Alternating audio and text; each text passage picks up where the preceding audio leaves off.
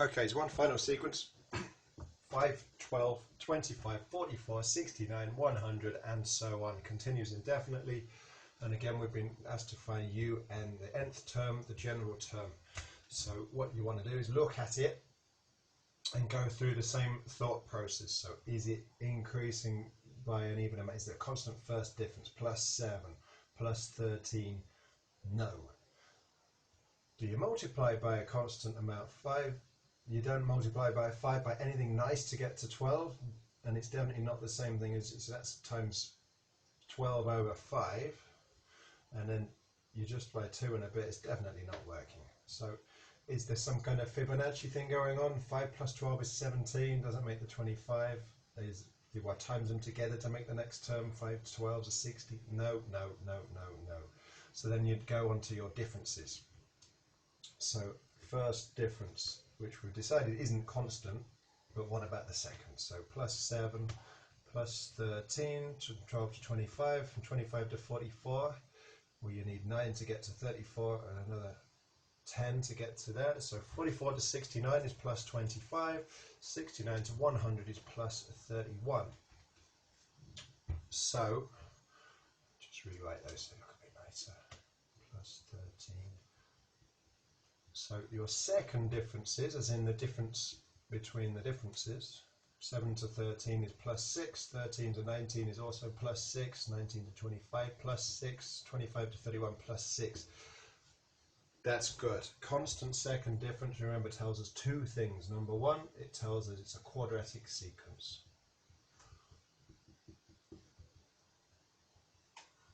E.g., it's an squared plus bn plus c. Number two, it tells us a is half the second difference.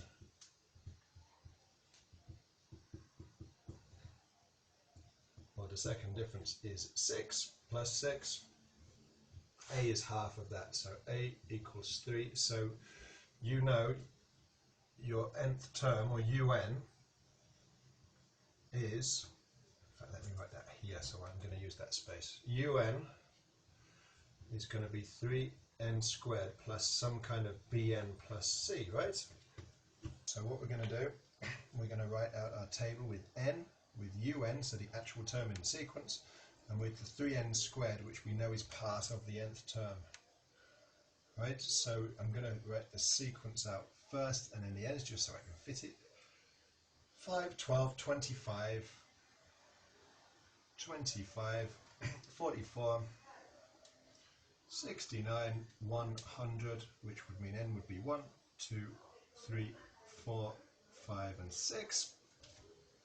So if I now write out 3n squared, so whatever n is, square it times by 3. 1 squared is 1 times 3 is 3. 2 squared is 4 times 3 is 12. 3 squared is 9 times 3, 27. 4 squared, 16 times 3, 48. 5 squared is 25 times 3, 75. 6 squared is 36 times 3. Well, 30 times 3 is 90. 6 times 3 is 18. 90 plus 18 is 108. Now, as I was saying, I think in the previous video, I know that un equals 3n squared plus bn plus c, right? So if I subtract 3n squared from both sides, so un take away 3n squared would just leave me with bn plus c. And that's why this method, what a reasonable explanation of why the method works. There are better ones when you use algebra, but right now this is where we are. So what are we going to do? If we take away 3n squared from your actual term, it's going to leave you with what's left, and that's exactly what we're going to do. So it should leave us a nice linear sequence. So un minus 3n squared. 5 minus 3 is 2.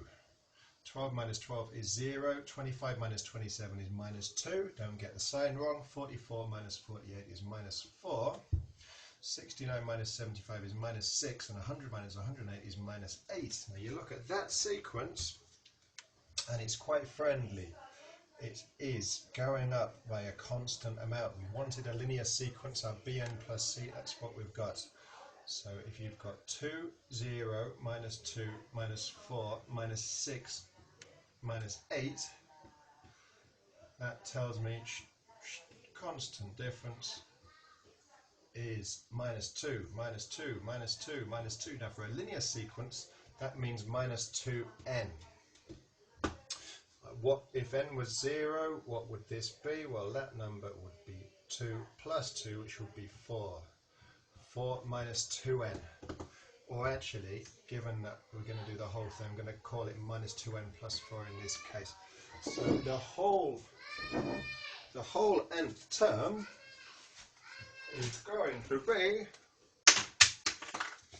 3n squared minus 2n plus 4.